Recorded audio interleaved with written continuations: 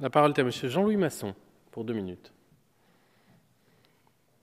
Merci, Monsieur le Président. Merci, Madame la Ministre Garde des Sceaux, d'être là ce soir pour répondre à nos questions.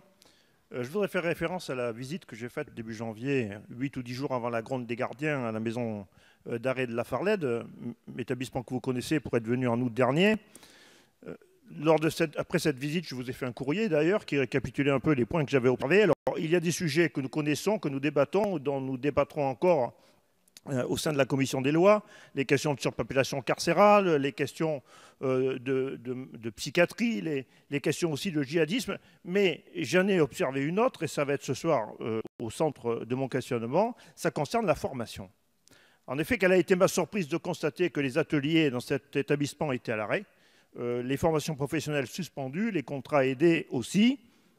Alors évidemment, je me suis retourné vers les responsables, lesquels m'ont expliqué qu'il y avait eu, je le méconnaissais d'ailleurs, mais je l'ai appris à cette occasion-là et je l'ai vérifié par la suite, il y avait eu, du fait de la décentralisation, un transfert de la formation des personnes détenues de l'État aux régions, mais que les modalités de ce transfert avaient pris du retard.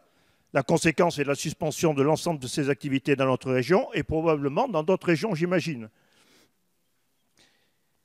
Qu'il n'y ait pas de méprise.